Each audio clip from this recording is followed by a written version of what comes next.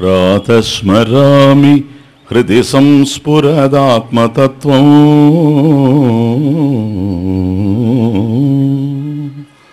సచిత్సుఖం పరమహంసగతిం తురీయం యత్ స్వప్నజాగర సుషుప్తమవైతి నిత్యం తద్బ్రహ్మ నిష్కళమహం నచ భూతసంఘః.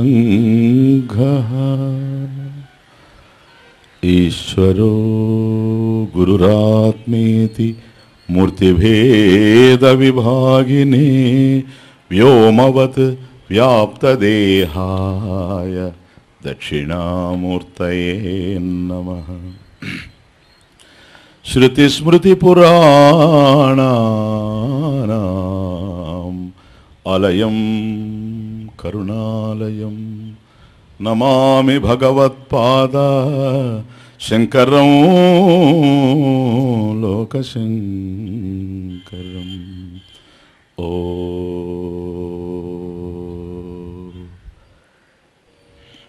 నేను ఇక్కడ ఉన్నట్లుగా మీకు తెలుస్తోంది.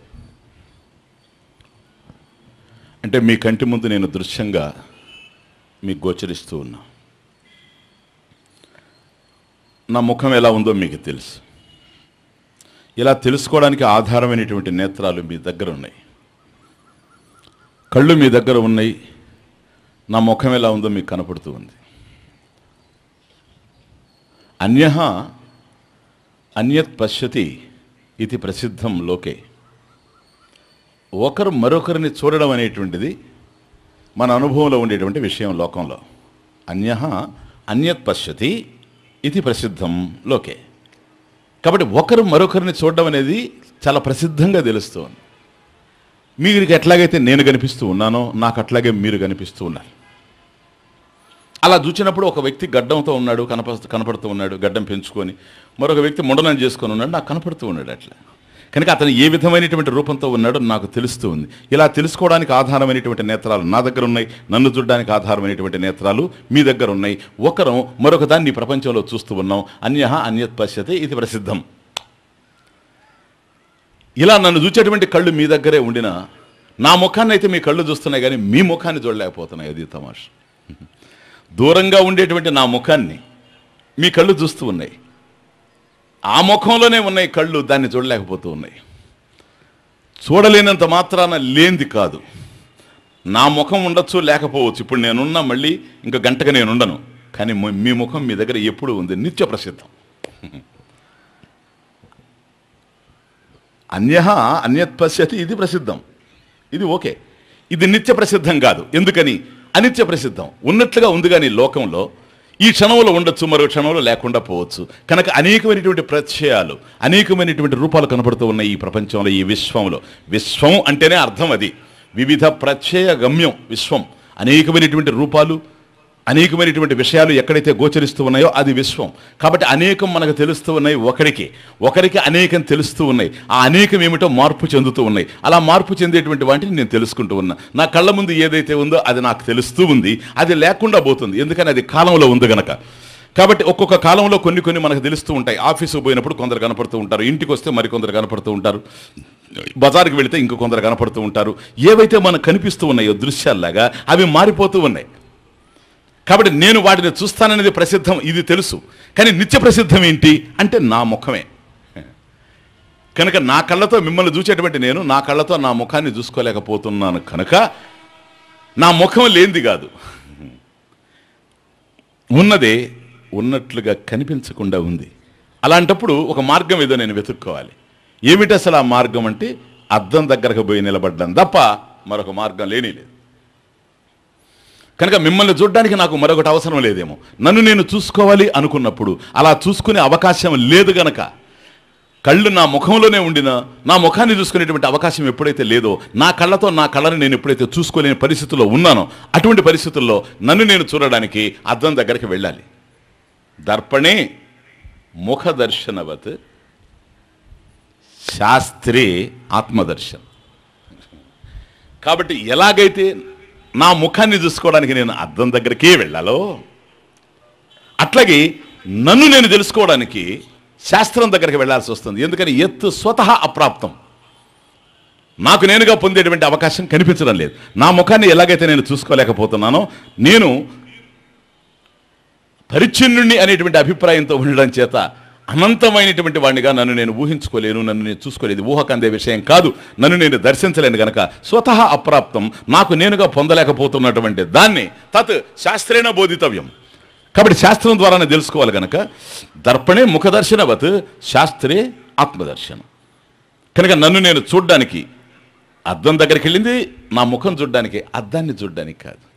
శాస్త్రం దగ్గరికి వెళ్ళింది కూడాను. చాలామంది అంటుంటారు, ఎందుకంటే శాస్త్రాలు మనకు, ఈ శాస్త్రాలంతా అర్థమయ్యేటువంటివి కాదు, మనం ధ్యానం చేస్తాం రా అని. ఎందుకంటే ఓనామాలు రాని వాళ్ళందరూ ధ్యానం చేసినది కర్మ, అసలు విషయం నీకు అర్థం కాలేదు. నువ్వు ధ్యానం చేసినా మరొకటి చేసినా ఏం చేసినా దానివల్ల మాత్రం నీ అసంతృప్తి పోయే అవకాశమే లేదు. తృప్త భవిష్యమనేటువంటి నీవు తృప్తి చెందాలి అని అనుకుంటే జ్ఞానం వల్ల తృప్తి చెందాల్సిందే కానీ మరొక రకంగా తృప్తి చెందేందుకు అవకాశమే లేదు. కనుక ఇది ధ్యానం వల్ల మరొక దాని వల్ల కలిగేందుకు అవకాశం లేదు. ఇది జ్ఞానం వల్లనే కలగాలి. జ్ఞానం శాస్త్రంలో ఉంది. నీకు ఇష్టం ఉండినా లేకపోయినా శాస్త్రం దగ్గరికి ఈ జన్మలో కాకపోయినా మరొక జన్మలోకి రావాలి. కాబట్టి ముఖం చూసుకోవాలంటే ఎట్లాగైతే అద్దం దగ్గరకు పోవడం కన్నా మరొక మార్గమే లేదో, నాణ్య పందా విద్యతే అయనాయ, నిన్ను నువ్వు తెలుసుకోవడానికి మరొక మార్గమే లేదు ఈ ప్రపంచంలో, శాస్త్రం దగ్గరకు పోవడం తప్ప. కనుక దర్పణే ముఖ దర్శనవత్ శాస్త్రే ఆత్మదర్శనం. చూచారా జ్ఞానం గనక. ఇప్పుడు ఒక కనెక్షన్ ఒకటి అర్థం చేసుకోవాలి. నేను ఎందుకు శాస్త్రాన్ని చదువుతున్నాను? శాస్త్రం కోసం కాదు. నేను ఎందుకు అద్దం దగ్గరకు పోయాను? అద్దాన్ని చూడడం కోసం కాదు. కానీ అటువంటి మాట మన దగ్గర ఉంది. ఇద్దరు ఫ్రెండ్స్ బయలుదేరుతుంటే సినిమాకి, తొందరగా రాబాయా, ముందు అద్దం చూసుకొని వస్తానంటాడు. అద్దాన్ని చూసుకొని వస్తానంటాడు. అద్దం కాదు అతను చూచేది, అద్దంలో తన ముఖాన్ని చూచేది. అది ఇంప్లైడ్. ఎప్పుడైతే నేను అద్దం చూస్తానన్నాడో, అద్దాన్ని కనుక చూసేటట్లయితే ఇక్కడి నుంచి కూడా అద్దం కనపడతా ఉంది, చూడొచ్చు. కానీ అభిముఖ్య గచ్చేత్, దానికి ఎదురుగా అభిముఖంగా పోవాలి. ఎదురుగా నిలబడ్డప్పుడే అద్దంలో నా ముఖం కనిపించేటువంటి అవకాశం ఉంటుంది. గనక అభిముఖ్య గచ్చేత్, దానికి అభిముఖంగా నేను నిలబడతాను. అద్దాన్ని చూసేటట్లయితే దూరంగా ఉండి కూడా చూడొచ్చు. ఎదురుగా నిలబడడం వల్ల ఉద్దేశం ఏంటంటే అద్దాన్ని చూడడం కాదు, నా ముఖాన్ని చూడడం. కానీ ఆ పదం వాడతాను అట్లా, అద్దాన్ని చూడడం అని. అందుకని నేను శాస్త్రాన్ని అధ్యయనం చేస్తున్నాను. శాస్త్రాన్ని అధ్యయనం చేయడం కాదు, నిన్ను నువ్వు అధ్యయనం చేయడం వెరీ వెరీ ఇంపార్టెంట్. ఇతర శాస్త్రాలు అవన్నీ, ఒక కెమిస్ట్రీ చదువుకున్నావు, బయాలజీ చదువుకున్నావు, లేవో హిస్టరీ చదువుకున్నావు, మనకన్నా అన్యంగా ఉండేటువంటి దాన్ని తెలుసుకుంటూ ఉన్నాం. ఓకే, ఇక్కడ ఎలా కాదు, నన్నే తెలుసుకుంటూ ఉన్నాను కనుక అద్దంలో నేను అద్దాన్ని చూస్తున్నట్టు అనిపించిన, అద్దాన్ని కాదు నేను చూచేది, కేవలం నా ముఖాన్ని. కనుక శాస్త్రంలో కూడా ఇది చాలా ప్రధానమైనటువంటి విషయం. శాస్త్రంలో ఏ ఆత్మతత్వం అయితే బోధింపబడుతూ ఉందో అది మనకన్నా వేరుగా అర్థం చేసుకున్నంత వరకు అర్థం కాదు. అందువల్ల గురువు బోధించడంలోనే కారణం ఏంటో తెలుసా? గురువుకు ఆ బోధనా విధి తెలుసు. నీకు బోధించేటప్పుడే నువ్వు ఎలా అర్థం చేసుకోవాలో గురువుకు తెలుసు. కనుక నీకన్నా వేరుగా అర్థం చేసుకునే అవకాశం నీకు ఇవ్వకుండా నిన్ను అర్థం చేసుకునేటట్టుగా గురువు బోధిస్తాడు. ఇది సంప్రదాయం. ఈ టెక్నిక్ అతనికి తెలుసు, ఈ బోధనా విధి, మెథడ్ ఆఫ్ టీచింగ్ అతనికి తెలుసు. అందువల్ల కొన్ని పదాలు ఇప్పుడు మార్నింగ్ క్లాసెస్లో నేను నేను నేను అని వాడడంలో ఉద్దేశం అదే. ఎందుకో తెలుసా? నాకన్నా వేరుగా నువ్వు తెలుసుకోవడానికి అవకాశం లేదు. కనుక ఆ బోధించేటువంటి పద్ధతులు కూడా జాగ్రత్తగా బోధించాలి. ఇది చాలా సూక్ష్మమైనటువంటి విషయం. అందువల్ల ఒకరు మరొకరిని చూడడం అనేది ప్రసిద్ధంగా ఉంది. కానీ నిత్య ప్రసిద్ధమైనటువంటి నన్ను నేను చూసుకోలేకపోతున్నాను. అంత మాత్రం చేత నా ముఖం నాకు కనిపించినంత మాత్రం నా ముఖం లేనిది కాదు, కనపడకుండా ఉంది, నిత్య ప్రసిద్ధం. అట్లాగే నేను ఆత్మ అనేటువంటి విషయం, నేను ఆత్మను అయ్యే ఉన్నాను, కానీ దానికి సంబంధించిన జ్ఞానం నాకు లేదు. జ్ఞానం నాకు లేనప్పుడు ఏముంది? అజ్ఞానం ఉంది. అజ్ఞానాన్ని ఏం చేయాలి? పోగొట్టుకోవాలి. ఎట్లా పోగొడతావు? అజ్ఞానం అనేది అంధకారం, చీకటి. చీకటిని ఎట్లా పోగొడతావు? స్వామీజీ, చీకటితోనే పోగొడతా. అది ధ్యానం ద్వారా మోక్షం. అది ధ్యానం ద్వారా మోక్షం అంటే అది. నహి తమస్తమసో నివర్తకం. చీకటిని చీకటితో నువ్వెప్పుడు పోగొట్టలేవు. విద్యా అవిద్యాం నిహంతి ఇవ తేజ తిమిర సంఘవత్. చీకటి పోవాలి అనంటే వెలుగు రావడం కన్నా మరొక మార్గమే లేదు. కనుక చీకటిని పోగొట్టడానికి ప్రత్యేకమైనటువంటి ప్రయత్నం లేదు. చీకటి అనేది ఏమీ లేదు. వెలుగు లేకపోవడమే చీకటి, వెలుగు యొక్క అభావమే చీకటి. కనుక నువ్వు చీకటిని పోగొట్టడానికి ప్రత్యేకమైనటువంటి ప్రయత్నం ఏది చేయాల్సిన అవసరం లేదు. ఒకవేళ నువ్వు ప్రయత్నం చేస్తే దీపం వెలిగించడం కన్నా మరొక మార్గమే లేదు. దీపం వెలిగించగానే చీకటి తనంతట తాను లేకుండా పోతూ ఉంది. కనుక విద్య రాగానే అవిద్య పోతూ ఉంది, అజ్ఞానం పోతూ ఉంది. దేనికి సంబంధించిన అజ్ఞానం? నాకు సంబంధించినటువంటి అజ్ఞానం. కనుక శాస్త్రం దగ్గరికి వెళ్ళి తీరాలి. అది ఉపనిషత్. అందుకని తద్విజ్ఞానార్థం సహా గురుమేవ అభిగచ్చేత్. ఇది ఇంకొక రకంగా పొందేందుకు అవకాశం లేదు కనుక తద్విజ్ఞానార్థం ఆ శిష్యుడు ఎవడో ఈ ప్రపంచంలో ఎక్కడ కూడాను నేను తృప్తి చెందేటువంటి అవకాశం లేదని, కోరే వాటిని ఏవి పొందినా ఉపయోగం లేదని, కోరికలు లేనివాడుగా నేనుంటేనే ఈ ప్రపంచంలో తృప్తి చెందగలనని అర్థమైపోయింది కనుక ఇప్పుడు వెళుతూ ఉన్నాడు. సో శాస్త్రం దగ్గరికి ఎందుకు వెళుతున్నాడు? మోక్షం కోసమే కదా. మోక్షం ఎక్కడుంది ఇప్పుడు అర్థమైందా మీకు? మోక్షం అనంతం అయినప్పుడు ఒక చోట ఉండేందుకు అవకాశం లేదు, ఒక కాలానికి అవకాశం లేదు. ఈ 3 రోజుల నుంచి చూచాం కనుక మోక్షం ఎక్కడుందో తెలుసు. అనంతం కనుక దాన్ని తెలుసుకోవడమే జ్ఞాతవ్యం. ఓకే. మోక్షాయ జ్ఞాన ప్రవృత్తి ఫస్ట్ పాయింట్. నీకు మోక్షం కావాలని నువ్వు అనుకునేటట్లయితే జ్ఞాన ప్రవృత్తి, ఇంకొక మార్గమే లేదు.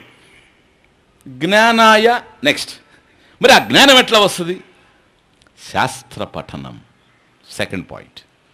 కనుక మోక్షం కావాలి అంటే జ్ఞానం కావాలి. ఎందుకని? మోక్షం జ్ఞాన రూపంలో ఉంది.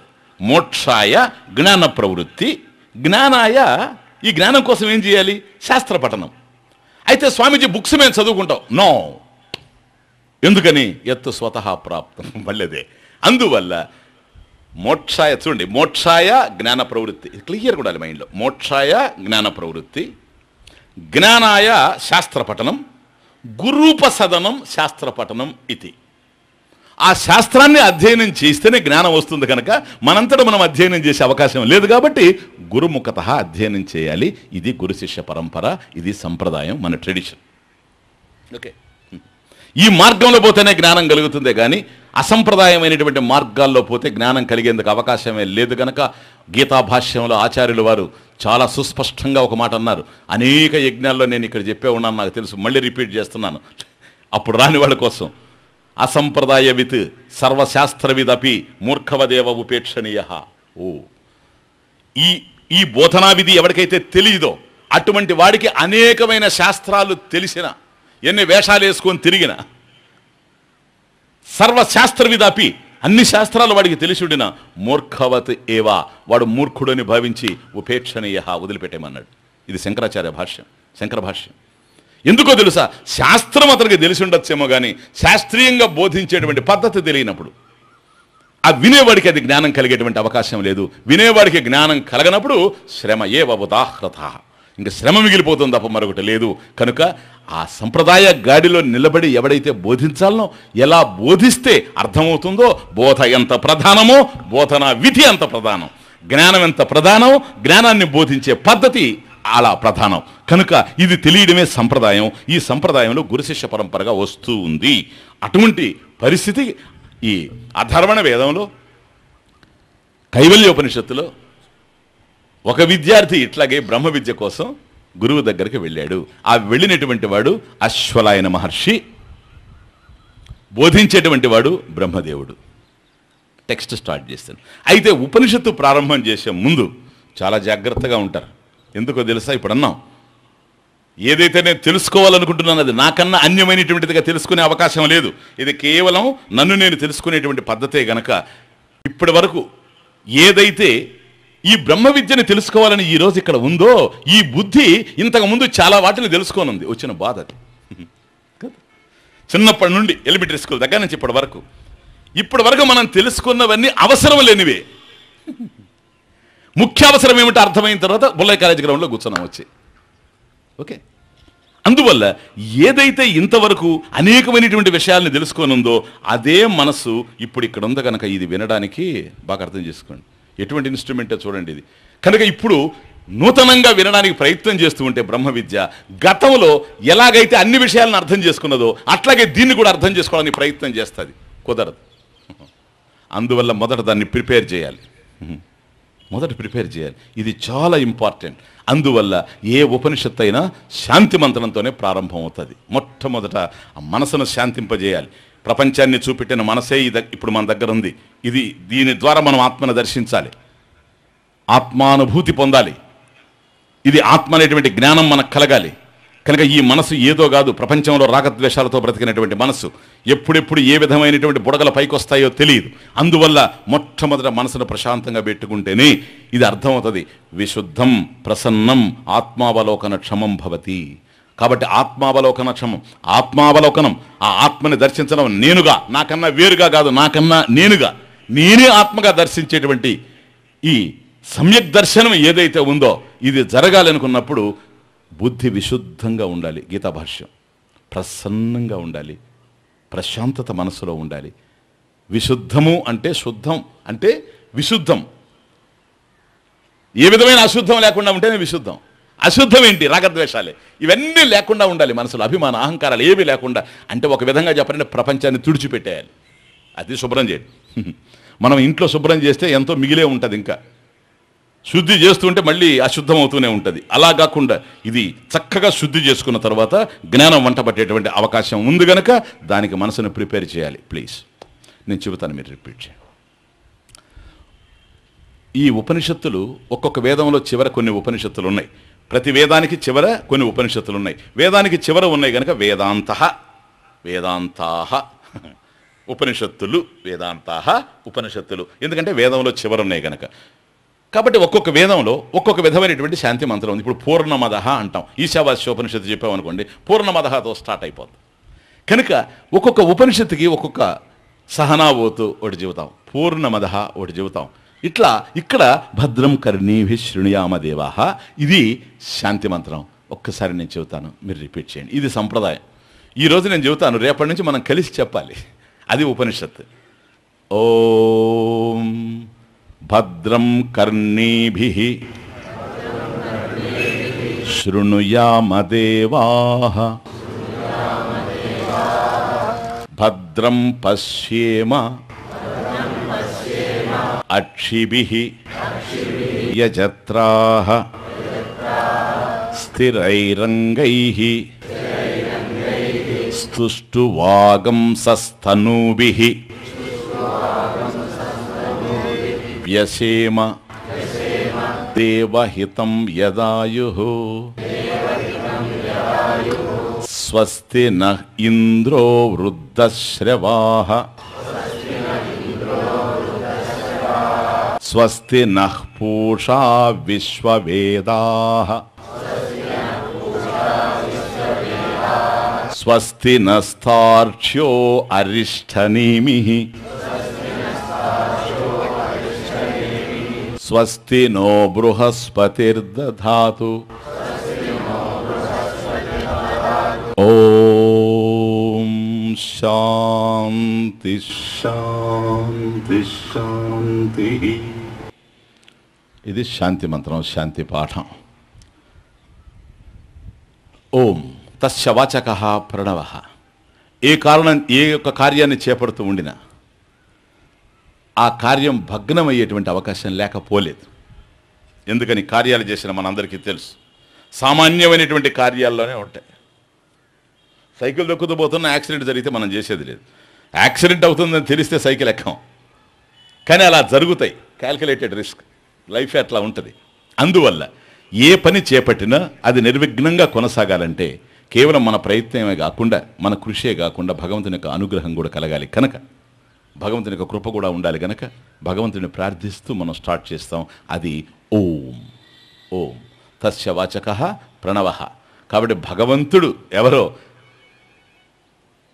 ఆయన యొక్క పేరు ప్రణవం, ఓంకారం. తస్య వాచకః ప్రణవః.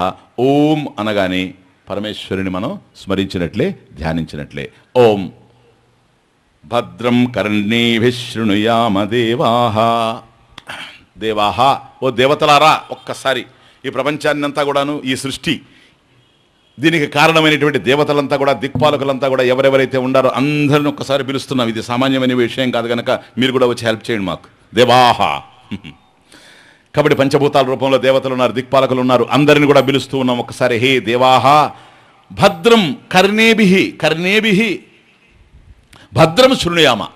భద్రం మా యొక్క కర్ణేభి, మా యొక్క చెవులు ఏవైతే ఉన్నాయో ఇవి భద్రం, ఎటువంటి దాన్ని వినాలి అని అన్నట్లయితే శుభకరమైనటువంటి విషయాన్ని వినాలి, మంగళకరమైనటువంటి విషయాన్ని వినాలి. దేవాహ, మేము ఇలా కోరుకుంటూ ఉన్నాం, మీరు మమ్మల్ని ఆశీర్వదించండి. భద్రం కర్ణేభి శృణుయామ దేవాహ, భద్రం పశ్యేమ అక్షిభి యజత్రాహ. పరమ పవిత్రమైనటువంటి విషయాల్ని మా కళ్ళ ద్వారా మేము చూడాలి. యజత్రాహ, ప్లీజ్. అక్షిభి భద్రం పశ్యేమ, కాబట్టి మేము ఎలాంటి చూడాలి? ఏవైతే శుభకరమైనటువంటివో అవే చూడాలి. ఇక్కడ చూడడము అంటే మనసుతో కూడా చూడడం అని అర్థం, కేవలం కళ్ళకనే కాదు. కాబట్టి ఏ సత్యాన్ని మేము దర్శిస్తామో అది సత్య దర్శనం ఏదైతే చేస్తున్నామో అది పరమ పవిత్రంగానే ఉండాలి. కాబట్టి పరమ పవిత్రమైన వాక్కులే వినిపించాలి. మరి గురువు ఏం వినిపిస్తాడు చెప్పండి? ఆయన వినిపించేది పవిత్రమైనవి కాదేంటి? గురువు చెప్పేదంతా జ్ఞానమే అయినప్పుడు జ్ఞానం పవిత్రమైంది. నహి జ్ఞానేన సదృశం పవిత్రమిహ విద్యతే.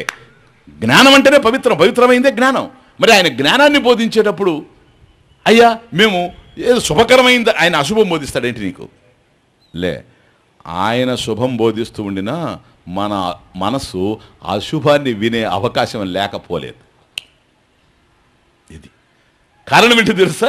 ప్రపంచాన్ని చూసిన మనసు ఇక్కడ ఉంది. చాలా ఇదంతా డెప్త్ సైకాలజీ నుంచి చూడాలి. వేత్త మహర్షులకు తెలుసు.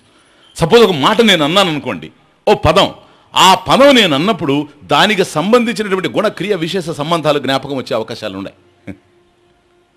ఇప్పుడు నేను నారాయణ అంటే కూడా మీకు మీ ఫ్రెండ్ నారాయణరావు జ్ఞాపకం వస్తే నేను చేయగలిగేది ఏం లేదు. అర్థమవుతుందా? ఇప్పుడు మరి ఆయనతో ఏ సంబంధాలు ఉన్నాయో అవన్నీ తిరగబడ్డాయి అనుకోండి, అవి కనుక ద్వేషపూరితమైనవి అయితే ద్వేషం కదులుతుంది, రాగపూరితమైనటువంటి రాగాలు కదులుతాయి, రాగద్వేషాలు కదిలాయి అనుకోండి, శాస్త్రం అర్థంగా అశుద్ధమైపోద్ది మనసు. అందువల్ల గురువు బోధించేది పవిత్రమైంది, శుభకరమైంది. ఆ శుభకరమైంది ఆయన బోధించిన మన మనసు ఒక అశుభాన్ని దర్శిస్తే చేయగలిగేది ఏమీ లేదు. గనక గురువు ఏదైతే బోధిస్తూ ఉన్నాడో యథాతథంగా నాకు అర్థం కావాలి, అది దాని అర్థం.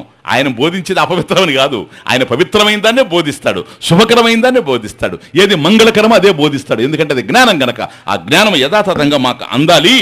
కాబట్టి ఓ దేవతలారా, అలా అందకుండా ఉండడానికి కారణాలు ఏవైతే ఉన్నాయో ఆ ప్రతిబంధకాల్ని మీరే తొలగించండి, మాకు ఆ శక్తి లేదు. సబ్మిషన్. భద్రం కర్ణేభిః శృణుయామ దేవాః భద్రం పశ్యేమాక్షభిర్యజత్రాః. కాబట్టి పరమ పవిత్రమైనటువంటి విషయాల్ని మా కళ్ళు దర్శిస్తూ ఉండాలి. ప్రధానంగా ఈ రెండు ఎందుకు తీసుకున్నాడంటే, ఎన్ని ఇంద్రియాలు ఉంటే శనిగ్రహం మనసులో ప్రవేశించాలంటే దానికి రెండు ద్వారాలు. ఒకటి కళ్ళు, రెండో చెవులు, అంతే. ఎప్పుడైనా సరే ఆ తరువాత మిగతా అన్నీ డైరెక్ట్గా. ఇది ఒకటి చూస్తాము, చూసిన తర్వాత అది కావాలని అభిప్రాయపడతాం. ఒకటి వింటాము, విన్న తర్వాత అది కావాలని అభిప్రాయపడతాం. కాబట్టి ఇవన్నీ కూడా ఎక్కువగా ప్రధానంగా ఒక శని లోపల ఎంటర్ అవ్వాలంటే ఇటున్నా పోవాలి, అటున్నా పోవాలి. కాబట్టి ఈ రెండింటిని ద్వారాలని క్లోజ్ చేస్తే శని వెళ్ళే అవకాశం లేదు. నువ్వు మునివై ఉంటావు శని లేకపోతే. అందుకని ఇది జ్ఞానానికి సంబంధించిన విషయం కనుక మననశీలవాన్ ముని అంటే. కాబట్టి మననం జరగాలి, ఇక్కడ శ్రవణం జరగాలి, మననం జరగాలి, నిధిధ్యాస జరగాలి. ఇది జ్ఞాన మార్గం. అందుకని భద్రం కర్ణేభిః శృణుయామ దేవాః భద్రం పశ్యేమ అక్షిభిః యజత్రాః. ఓ స్థిరైః అంగైః, దృఢమైనటువంటి శరీర అవయవాలతో, స్థిరైరంగైః సుష్టు వాగంసః, సుష్టు వాంసః వాగంసః తనూభిః వ్యసేమ దేవహితం యదాయుః. దేవహితం యదాయుః. మాకు ఎంత ఆయుష్ను మీరు ఇచ్చుండారో ఓ దేవతల్లారా, అంత మాకు తెలియదు. అది అసలు ఆయుష్ అనేది, ఆయుర్దాయం అనేది ఎంతో తెలియదు మనిషికి. ఈ ప్రపంచంలో మనం జీవిస్తూ ఉన్నామే కానీ ఎంతకాలం బ్రతుకుతామో తెలియదు. వాస్తవానికి ఆయుర్దాయం, ఆయుష్ ఎంత అంటే శతం దీర్ఘమాయు అన్నది వేదం. 100 సంవత్సరాలు బ్రతకడం. అలా ఎవరు చెప్పగలరు చెప్పండి? నేను 100 సంవత్సరాలు బ్రతకగలను.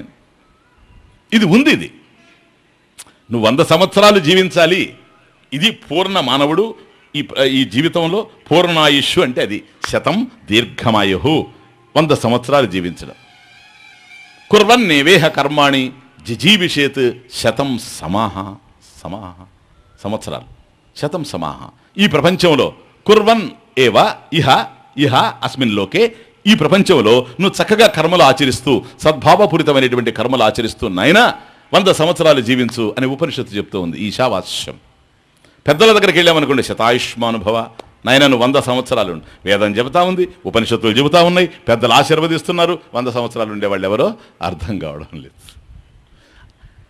దానికి మీరేమి ఫీల్ కాని అవసరం లేదు. ఎందుకంటే ఒకవేళ దుఃఖంతో 100 సంవత్సరాలు బ్రతికేటట్లయితే అది వరం కాదు, శాపం అవుతుంది. జ్ఞానమే కనుక కలిగింది అనుకోండి, 100కి 200కి 500కి 1000కి అర్థమే లేదు. ఎందుకంటే మనం ఎక్కడికి పోయేవాళ్ళం కాదు. ఓకే, కనుక ఇక్కడేమిటంటే అయ్యా మాకు ఎంత ఆయుష్ ఇచ్చారో మీకు తెలియదు. వ్యసేమ దేవహితం యదాయు, మీరు మాకు మా కర్మఫలాలుగా ఎంత మాకు ఇచ్చుండారో, యదాయు మీరు ఇచ్చినటువంటిది హితం యదాయు, దాన్ని చక్కటి అంటే శరీరం మంచి ఆరోగ్యంగా ఉంచుకొని నిరంతరం కూడా మిమ్మల్ని పూజిస్తూ ఉంటాం. అది తుష్టువాగం సహ తనూభి, అది అడ. కాబట్టి దేహేంద్రియ మనోబుద్ధుల ద్వారా, తనూభి అంటే మంచి ఉత్తమమైనటువంటి వాక్యాల ద్వారా, పదాల ద్వారా, స్తోత్రాల ద్వారా మిమ్మల్ని మేము వేసేమా, మిమ్మల్ని పొందుతాం. చక్కగా మిమ్మల్ని మేము ఇక్కడ అర్చించి, కేవలం ప్రపంచాన్ని అర్చించడం కాకుండా పరమాత్మను పొందడానికి ఏవైతే ఉన్నాయో అవన్నీ కూడా మేము అర్చించి, ధ్యానించి, స్మరించి, కీర్తించి వేసామా మిమ్మల్ని పొందుతాం. ఓకే, అంటే అవన్నీ ఇవ్వమనే అర్థం, మంచి ఆరోగ్యం ఇవ్వమని కూడా అర్థం, ఇంకే లేదు. స్వస్తిన ఇంద్రో వృద్ధశ్రవాః, వృద్ధశ్రవాః ఇంద్రః నః స్వస్తి దదాతు. నః అంటే మాకు, వృద్ధశ్రవాః కీర్తిమంతులైనటువంటి వాడు ఇంద్రుడు. అంతేకాదు కీర్తిమంతులైనటువంటి ఋషుల చేత స్తుతింపబడినటువంటి వాడు వృద్ధశ్రవాః. ఆ వృద్ధులు ఎవరైతే ఉండారో మన పూర్వీకులు, వాళ్ళ చేత స్తుతింపబడినటువంటి వాడు. కాబట్టి ఇంద్రుడు దేవరాజు గనక ఆయన్ని వెళ్ళి ఎందరెందరో స్తుతిస్తూ ఉంటారు. అటువంటి కీర్తిమంతులైనటువంటి ఇంద్రుడు నః మాకు స్వస్తి, మాకు శుభమును కలగజేయుగాక అనగానే మా ఇంద్రియాలకు ప్రభువు ఇంద్రుడు గనక నా కళ్ళు కేవలం గురువు చెప్పే విషయం మీదనే, నా చెవులు గురువు ఏదైతే చెబుతున్నాడో దాన్ని ఆలకించడమే. రెండవ విషయానికి అవకాశం లేదు. ఇక్కడ అధ్యయనం చేసినంత వరకు దేహేంద్రియ మనోబుద్ధుల్ని ఆ జ్ఞానం మీదనే లగ్నం చేయాలి, ఇంకొక వైపుకి వెళ్ళడానికి అవకాశం లేదు. అలా వెళుతూ అర్థం చేసుకున్న విషయం ఇది కాదు. ఇది చాలా అతి సూక్ష్మమైనటువంటి విషయం. కాబట్టి ఇంద్రియాలన్నీ కూడా నా అధ్యయనంలో ఉన్నప్పుడే అర్థమయ్యేటువంటి అవకాశం ఉంటుంది. గనక ఈ ఇంద్రియాలకు ప్రభువు ఇంద్రుడు గనక, హే ఇంద్రా నువ్వు కూడా నాకు సహకరిస్తే గాని అయ్యే పని కాదు, స్వస్తి నాకు శుభాన్ని చేకూర్చు నువ్వు నహ మాకు, మా అందరికీ, ఎవరికి, గురువుకి శిష్యుడికి ఇద్దరికి. స్వస్తి నహ ఇంద్రః వృద్ధశ్రవాః స్వస్తి నః పూషా విశ్వవేదాః. ఆరోగ్యం కూడాను ఇక్కడ, అంతేకాకుండా జ్ఞానం కూడాను. ఎవరు? పూషా ఆదిత్యుడు, సూర్యుడు, విశ్వవేదాః సమస్తాన్ని తెలిసినవాడు. ఎందుకని? విశ్వం ఏదైతే ఉందో, విశ్వం అంటేనే సర్వం. సర్వం అంటే విదితం అవిదితం, మనకు తెలిసింది మనకు తెలియంది అంతా కలిసి అక్కడికి అన్నిటికి కూడాను వెళ్ళి అంత సమస్తాన్ని తెలుసుకునేటువంటి వాడు సూర్యుడు. కారణం ఏంటి? ఆయన కిరణాలు అన్ని వైపులా వ్యాప్తి చెందుతాయి. కనుక సూర్యుడు ఒకవైపు ఉండినా, దీపం ఒక్కచోటే ఉండినా, ఇళ్ళంతా కూడా ప్రకాశాన్ని ఏ విధంగా అయితే విరజిమ్ముతూ ఉందో, ఒకే చోట సూర్యుడు ఉండినా అన్ని ప్రదేశాల్ని ప్రకాశింపజేస్తూ ఉన్నాడు. కనుక ఎక్కడెక్కడ ఏదైతే ఉందో అది సూర్యుడికి తెలుసు. కనుక విశ్వవేదాః విశ్వాన్ని తెలిసినటువంటి వాడివి, విశ్వానికి సంబంధించిన సమస్త జ్ఞానం కలిగినటువంటి వాడివి, పైగా మాలో టెంపరేచర్ రూపంలో ఉండేటువంటి వాడివి. నీ వల్లనే మాకు టెంపరేచర్ ఉంది, నీ వల్లనే మా బుద్ధి పనిచేస్తూ ఉంది. ఇదే విధంగా గనక ఇప్పుడు ఉంది చూచారా, ఇట్లా గనక మేఘావృతమై గనక ఆకాశం ఒక 5-6 నెలలు గనక ఉంటే ఆ తర్వాత కైవల్యోపనిషత్తు అనేది పలకడానికి కూడా మనకు రాదు. మీ విషయం కాదు నేను చెప్పే, నా విషయమే. కనుక కేవలం ఆ సూర్యుడి యొక్క తేజస్సు చేతనే మనలో ఇదంతా కదులుతూ ఉంది. కనుక విశ్వవేదాః ఈ విశ్వాన్ని తెలుసుకునేటువంటి ఓ పూషా ప్రత్యక్ష దేవా సూర్య భగవాన్, నువ్వు కూడా మాకు సుఖాన్ని ప్రసాదించాలి, మాకు శుభాన్ని కలిగేటట్టుగా ఆశీర్వదించు మమ్మల్ని. ఎందుకని? ఆరోగ్యము భాస్కరుడు వల్లనే వస్తుంది, ఆయుర్వేదం కూడా. కనుక మేము ఆరోగ్యంగానే వినగలం. ఇప్పుడు ఆరోగ్యంగానే కూర్చున్నాం కదా స్వామీజీ, మధ్యలో రావచ్చు సార్ ట్రబుల్. ఇప్పుడు 6 గంటలకు ఏం ట్రబుల్ ఉండదు, 6:30 కడుపు నొప్పి వచ్చింది అనుకోండి. ఎందుకని? మామిడికాయల సీజన్ కనుక. సరేనా? కాబట్టి ఆహారంలో కూడా యుక్తాహార విహారస్య ఇవన్నీ ఉన్నాయి, ఒకదానికి కనెక్షన్. కనుక ఆహారం చక్కగా ఉండాలి, విహారం చక్కగా ఉండాలి, అన్నీ బాగుండాలి. యుక్త స్వప్నావబోధస్య, ఎక్కువగా మేల్కోకూడదు, ఎక్కువగా నిద్రపోకూడదు, అన్నీ. ఇదంతా భగవద్గీత 6వ అధ్యాయంలో క్లియర్గా అవి వచ్చినప్పుడు చూస్తాం ఈవినింగ్ క్లాస్లో. ఎందుకు చెప్తున్నానంటే, ఈ ఆరోగ్యంగా నేను ఉంటేనే మధ్యలో 6 గంటలకు మొదలుపెట్టిన తర్వాత గురువు బోధిస్తూ ఉంటే 6:30కి మన కడుపు నొప్పి వచ్చింది అనుకోండి, ఇంకేం వింటాం చెప్పండి? కడుపు నొప్పి తప్ప. అర్థమవుతుంది? అందువల్ల మొత్తం అయ్యేంత వరకు నిర్విఘ్నంగా కొనసాగాలంటే ఆరోగ్యం కూడా ఉండాలి. ఆరోగ్యాన్ని ఇచ్చేవాడు కూడా భాస్కరుడు. అందువల్ల ఆయన్ని కూడా స్వస్తినః పూషా విశ్వవేదాః స్వస్తి నస్తార్క్ష్యో అరిష్టనేమిః. కాబట్టి నెక్స్ట్ వాయువు, పొల్యూషన్ లేకుండా ఉండాలి, ఆక్సిజన్ బాగా అందాలి, ఆరోగ్యకరంగా ఉండాలంటే అందువల్ల గాలి, వాయుదేవుని కూడా మనం ప్రార్థిస్తూ ఉన్నాం ఇక్కడ. అయ్యా నువ్వు కూడా కాస్త మంచి గాలి అది ఇది ఇచ్చి ఆరోగ్యాన్ని మాకు ప్రసాదింపజేయి, చక్కగా అర్థమయ్యేటట్టుగా చేయి. ఓకే, ప్రాణం నీ మీదనే ఆధారపడింది కనుక, శ్వాసయామం మీద ప్రాణాయామం ఆధారపడింది కనుక, ప్రాణం ఉండడం దాన్ని బట్టి ఆధారపడి ఉంటుంది. మనిషిలో ఉండేటువంటి శక్తి ప్రాణధాతువుల మీదనే ఆధారపడి ఉన్నాయి కనుక అరిష్టనేమిః. చూడండి తమాషా, అరిష్టాలు పోగొట్టేవాడు ఒక అర్థం, శీఘ్రంగా పోయేవాడని ఒక అర్థం. కాబట్టి వాయువు మహాశీఘ్రంగా ప్రయాణం చేస్తాడు కనుక అరిష్టనేమిః తార్క్ష్యః నః స్వస్తిః దదాతు. కాబట్టి మాకు సుఖాన్ని కలుగజేయగాక. ఇవన్నీ అయిన తర్వాత జ్ఞానానికి ప్రధానమైనటువంటి వాడు బృహస్పతి కనుక ప్రిపరేటరీ స్టెప్స్ అన్నీ అయిపోయినాయి, ఓకే రెడీగా ఉన్నాం. కానీ బుద్ధి బలహీనం అయిపోయి రేపు వింటే బాగుండు కదా అన్నది అనుకోండి, ఫినిష్. అందువల్ల స్వస్తినః నః మాకు శుభం కలగాలంటే బృహస్పతి దధాతు. కాబట్టి బుద్ధికి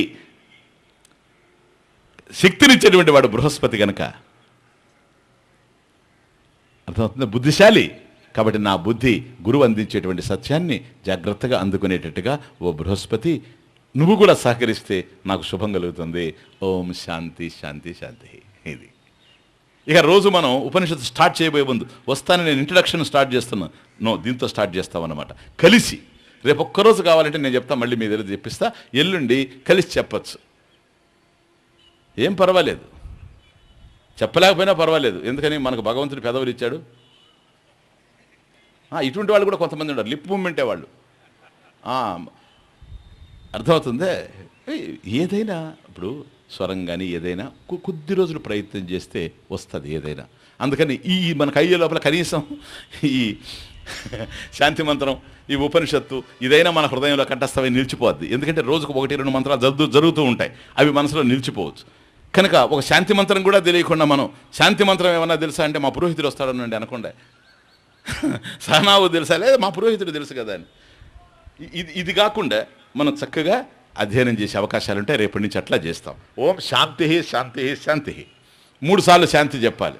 ఓం శాంతి ఇది కాదు, ఓం శాంతి, ఓం శాంతి శాంతి శాంతి, అది కూడా ఇట్లా చెప్పాలి. ఇది సంప్రదాయం. ఈ స్వామీజీకి ఏదో మ్యూజిక్ పిచ్చి పట్టినట్టుంది, శాంతి మంత్రంలో కూడా ఏదో పెట్టాడు, దీంట్లో కొద్దిగా ఏదో మోడలేషన్ ఇస్తా ఉంటాడు. ఓం శాంతి శాంతి శాంతి అంటాం సరిపోతుంది కదా, ఈయన ఓం శాంతి శాంతి మేలే తవడా పెట్టలేదు. నేను ఇలాగే చెప్పాలి. ఎందుకని తెలుసా? 3 సార్లు ఎందుకు శాంతి చెప్పాలి? విఘ్నాలు 3 రకాలుగా ఉన్నాయి కనుక. విఘ్నాలు అంటే ప్రతిబంధకాలు. ఇప్పుడు ట్యాంకులో వాటర్ ఉంది, వస్తూ ఉంది, ట్యాప్ తిప్పితే రాలా, ఎక్కడో మధ్యలో బ్లాక్ అయిపోయింది, అది ప్రతిబంధకం. అంటే గురువు అందిస్తూ ఉన్నాడు, మనకు అందడం లేదు, ఎక్కడో ప్రతిబంధకం ఉంది. ఈ ప్రతిబంధకాలు ఎట్లా ఉంటాయని ఆలోచించి మహాత్ములు 3 రకాలుగా చెప్పారు. ఏంటి? ఆది దైవకం, ఆది భౌతికం, ఆధ్యాత్మికం. ఇది విఘ్నత్రయం. 3 రకాలైనటువంటి విఘ్నాలు. ఆది భౌతికం, ఆధ్యాత్మికం, ఆది దైవికం. ఇప్పుడు ఇక్కడ కూర్చొని ఉన్నాం అనుకోండి, చక్కగా మనం వింటూ ఉన్నాం, చక్కగా అధ్యయనం చేస్తున్నాం. సడన్గా ఇప్పుడు ఒక వర్షం, కుంభవర్షం కొట్టేసింది అనుకోండి, ఏం చేస్తాం? ఇప్పుడు చెప్పండి స్వామి, లే చెప్పుకోండి స్వామి. ఇప్పుడు ఒకళ్ళు నేను చెప్పినా చెప్పండి స్వామి అని ఎవరు అనరు, చెప్పుకోండి స్వామి. మరి మీరు పోతున్నాం స్వామి, మరి నేను వస్తేరా లేకపోతే పో. అర్థమవుతుందా? ఇది విషయం. ఇదొక విఘ్నం. ఇది ఎక్కడి నుంచి వచ్చింది అసలు? ఈ విఘ్నం ఎక్కడో ఆకాశం నుంచి సడన్గా మనకు వర్షం వస్తే ఇది మనం కోరుకున్నామా? ఇది దైవ సంబంధమైంది. ధర్మరూపేణ దైవం ఉన్నాడు గనక ఎక్కడెక్కడ ఏవేవి జరగాలని అవి జరిగిపోతూ ఉంటాయి. వాటిని మనం ఆపలేము, అర్థం చేసుకోవడం తప్ప. ఇది పరమేశ్వరుడు సంబంధించింది, దైవికమైనటువంటి విఘ్నం. అలాంటి జరగకుండా పరమేశ్వరుని ప్రార్థించడం ఒక శాంతి. రెండోది, అది అట్లా ఉండిన ఆది భౌతికం ఇదొకటి. అక్కడి నుంచి కాకపోయినా ఇక్కడ ఉంటాయి. ఇప్పుడు కుక్క ఊరికే 10 కుక్కలు ఇక్కడ చేరి ఓటే అరిచాయి అనుకోండి, గోల పెట్టాయి అనుకోండి.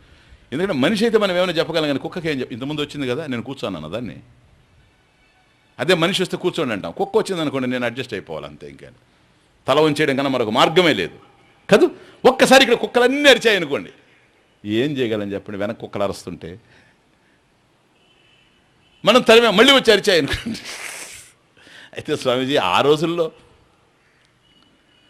ఉపనిషత్తులు చెప్పే రోజుల్లో ఎక్కడో అరణ్యాల్లో కూర్చొని వాళ్ళు ఉంటే కుక్కలకి ఎక్కడి నుంచి వచ్చాయి, ఎందుకు వచ్చింది? ఇప్పుడు సైరన్ మొదలు పెట్టాడను, ఇంక నేను అదేంతవరకు శాంతి కదా.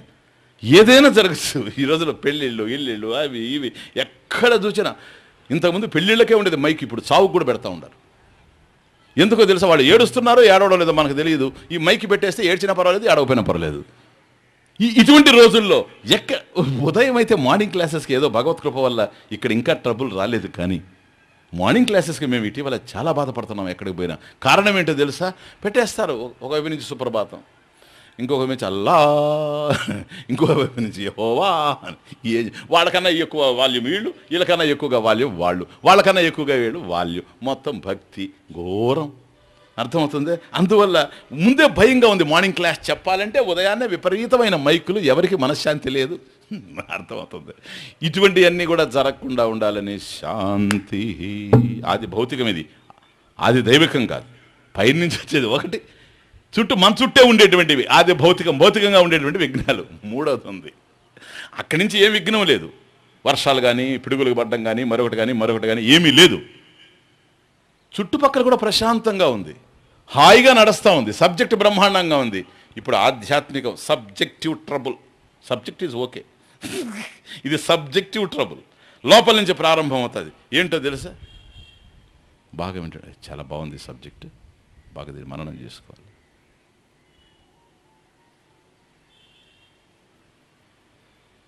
ఇంట్లో బీరువాకు తాళం వేసానా లేదా?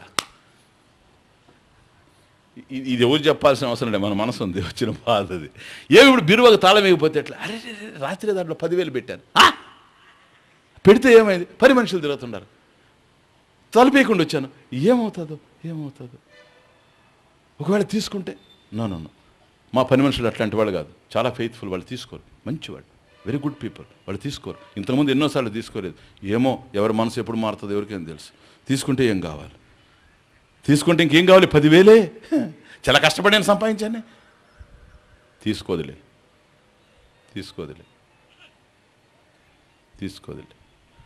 ఎందుకని? ఇప్పుడు లేచిపోవడానికి సిద్ధంగా ఉన్నాడు, నేను ఒకడిని మధ్యలో లేవడానికి అవకాశం లేదు.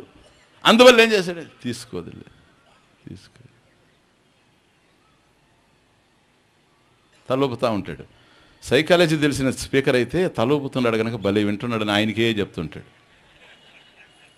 కానీ ప్రాబ్లం ఎక్కడ బయటపడుతుందంటే, ఈ చెప్పేవాడు ఆపినప్పుడు కూడా ఆయన తల ఇట్లా అంటూనే ఉంటాడు. అది చెప్పేటప్పుడు తలూపితే ఓకే అర్థమవుతుందని, ఆపేసి మంచినీళ్ళు తాగుతుంటే కూడా అంటున్నాడంటే ఆవిడ తీసుకోదులే. ఇది బయట నుంచి వచ్చేది కాదు, భగవంతుడి నుంచి వచ్చేది కాదు, అది దైవికము కాదు, అది భౌతికము కాదు, ఇది ఆధ్యాత్మికం కేవలం సబ్జెక్టివ్, తన మనసులో నుంచి పుట్టేది. అందువల్ల హే భగవాన్, ఈ ట్రబుల్ కూడా లేకుండా ఉండాలి, ఏది శాస్త్రం విన్నంత వరకు అనే ఉద్దేశంతో భగవంతుడి నుంచి వచ్చేది కనుక. ఈ దశలో భగవంతుడు ఎక్కడ ఉండా మనకు తెలియదు కదా. అందుకని కదా శేషాద్రిశేఖర విభో తవ సుప్రభాత్, ఎందుకంటే ఆయన కనపడుతుందో లేదని మన డౌట్. అందువల్ల ఇప్పుడు అట్లాగే ఇక్కడ కూడాను హే ప్రభో, ఎందుకని ఆయన కనపడుతుందో లేదు, ఎక్కడున్నాడు. అందువల్ల అయ్యా నీ నుంచి వచ్చేటువంటి విఘ్నాలు ఏవి లేకుండా ఉండాలి, ప్రతిబంధకాలు ఏవి లేకుండా ఉండాలి. ఓం శాంతి. నెక్స్ట్ మన చుట్టూండే ట్రబుల్సే కనుక శాంతి లోపలిది కనుక శాంతి 10,000 ఎక్కడికి పోదులే శాంతి. That's all. అందువల్ల ఇక్కడ గట్టిగా అరవాల్సిన అవసరం లేదు. ఓం శాంతి భగవంతుడు, ఇక్కడ ఓం శాంతి, ఇది అశాంతి. ఇంకా ఎందుకని ఇది మన వ్యక్తిగత వ్యవహారమే కనుక మనసు నుండి నిద్రపుచ్చడం, లాలించడం. ఎక్కడికి పోదులే ఊరుకో, ఎందుకని పోయినా చేసేది లేదు, ఉన్నా చేసేది లేదు. ఇప్పుడేమో లేవలేని వాళ్ళు. నా మాట విను, శాంతి శాంతి అదనమాట. అందువల్ల ఆది దైవికం, ఆది భౌతికం, ఆధ్యాత్మికం ఈ మూడు గనక ఓం శాంతి శాంతి శాంతి. అధ అశ్వలాయనః భగవంతం పరమేష్ఠినం పరిసమేత్యోవాచ అధీహి భగవన్ బ్రహ్మ విద్యాం వరిష్ఠాం సదా సద్భిః సేవ్యమానాం నిగూఢాం యయా చిరాత్ సర్వపాపం వ్యపోహ్య పరాత్పరం పురుషం ఉపైతి విద్వాన్. ఆ తర్వాత ఆన్సర్ తస్మై సహోవాచ పితామహస్య శ్రద్ధాభక్తి ధ్యానాద్ అవైః. అది ఆన్సర్.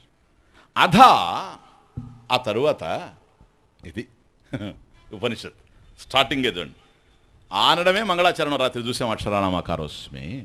అధ ఇది సంప్రదాయం. ఎప్పుడైనా స్టార్ట్ చేసేటప్పుడు అధాతో బ్రహ్మ జిజ్ఞాస, అధ అతః బ్రహ్మ జిజ్ఞాస, అధ ఆ తరువాత, దేర్ ఆఫ్టర్, అధ అతః ఆ కారణం చేత, దేర్ ఫోర్ బ్రహ్మ జిజ్ఞాస. అందువల్ల విచారం చేస్తూ ఉన్నాం బ్రహ్మను గురించి. సో అట్లా ఉంటాయి. ఇప్పుడు బ్రహ్మసూత్రం ఫస్ట్ సూత్ర అధాతో బ్రహ్మ జిజ్ఞాస, అధ అతః బ్రహ్మ జిజ్ఞాస, అధ అనంతరము, తరువాత, అటుపిమ్మట. చూచారా అది. అందువల్ల ఏది ఒకవేళ సపోజ్ ఆ బుక్ మనం చదివామనుకోండి, టెక్స్ట్ అధ అనగానే ఆగిపోతాం. ఏంటి అసలు అది? ఆ తరువాత అంటాడేంటి? ఏ తరువాత? అటుపిమ్మట అంటాడేంటి? ఎటుపిమ్మట? అనంతరం అంటాడు. దేని తర్వాత ఇది? అధ అతః ఈ కారణం చేత బ్రహ్మ జిజ్ఞాస. అట్లాగే ఇక్కడ కూడాను ఇదే సంప్రదాయం కనుక అధ ఆ తరువాత, ఏ తరువాత? సాధన చతుష్టయ సంపద కలిగిన తరువాత, వివేకం ఏర్పడిన తరువాత, వివేకజనిత వైరాగ్యం కలిగిన తరువాత. ఏంటి ఆ వైరాగ్యం? రాత్రి చూచాం, నిన్న ఉదయం చూచాం. ఇహ స్వర్గభోగేషు ఇచ్ఛారాహిత్యం. అర్జునుడు చెప్పాడు చూచారా? అయ్యా అవాప్య భూమా వసపత్నం వృద్ధం రాజ్యం సురాణామపి చాధిపత్యం. ఈ ప్రపంచంలో ఉండే సుఖాలు నాకు అవసరం లేదు, ఆ స్వర్గలోక సుఖాలు కూడా అవసరం లేదు. ఇహ స్వర్గభోగేషు ఇచ్ఛారాహిత్యం వైరాగ్యం. ఈ వైరాగ్యం కూడా ఏర్పడిన తరువాత, ఎందుకని తృప్త భవిష్యామి, అది ప్రాబ్లం. ప్లీజ్, నేను తృప్తిని పొందాలి, నిత్య తృప్తిని. ఇక్కడ నిత్య తృప్తిని పొందే అవకాశం లేదు. కోరికలు తీర్చుకుంటానేమో కానీ కోరిక లేనివాడుగా నేను ఈ ప్రపంచంలో ఉండలేను. కోరిక లేనివాడుగా నేను ఉంటేనే నాకు తృప్తి ఈ ప్రపంచంలో. కనుక దానికోసం నేను బ్రహ్మ విద్య దగ్గరకు వచ్చాను. కనుక వైరాగ్యం ప్రధానం. వివేక వైరాగ్యాలు కలిగిన తర్వాత వీటిని సాధన చతుష్టయం అంటారు. అంటే 4 ఇవి. 1 వివేకం, 2 వైరాగ్యం, 3 సమాధి షట్క సంపత్తి. అంటే శమము, దమము, ఉపరతి, తితిక్ష, శ్రద్ధ, సమాధానం. కనుక శమము మనోనిగ్రహం, దమము ఇంద్రియ నిగ్రహం, తితిక్ష శీతోష్ణాది విషయాల్ని సహించడం, ఉపరతి స్వధర్మానుష్ఠానం, శ్రద్ధ శాస్త్రస్య గురువాక్యస్య శ్రద్ధ, సమాధానం చిత్త ఏకాగ్రత. ఇవన్నీ ఉండాలి. ఇవన్నీ తయారు చేసుకుంటేనే తర్వాత గురువు చెప్పేది అర్థం కాకపోద్ది, లేకపోతే ప్రమాణం ఫలించదు. వచ్చిన బాధ అది. ప్లీజ్. సో ఇవి కూడా అయిన తర్వాత ముముక్షుత్వం, నాకు మోక్షమే కావాలి, రెండవది అవసరం లేదు, మోక్షమే భూయాత్ ఇది ఇచ్చ. ఇట్లాంటి వాడు బ్రహ్మ విద్యకు స్టూడెంట్. అంతేగాని నాకు ఏవో కావాలనుకున్నాడు అనుకోండి, వాడు ఉపయోగం లేదు. బ్రహ్మజ్ఞానం కావాలని ఉండి వాడికి వేరే ఏవేవో కావాలనుకోండి, ఇంకా వాడు దీనికి సరిపోడు, మళ్ళీ వెళ్ళి రావాలని అర్థం. కనుక బ్రహ్మ విద్యను గ్రహించడం ఎంత ముఖ్యమో దాన్ని గ్రహించడానికి కావలసినటువంటి అర్హతని అది అధికారి లక్షణం అంటారు దీన్ని సంపాదించుకోవడం అంత ముఖ్యం. నన్ను అడిగితే విషయం అంతా ఇక్కడే ఉంది, మనం చేసేదంతా అక్కడేమి లేదు, గురువు చేతిలో ఉందంతే.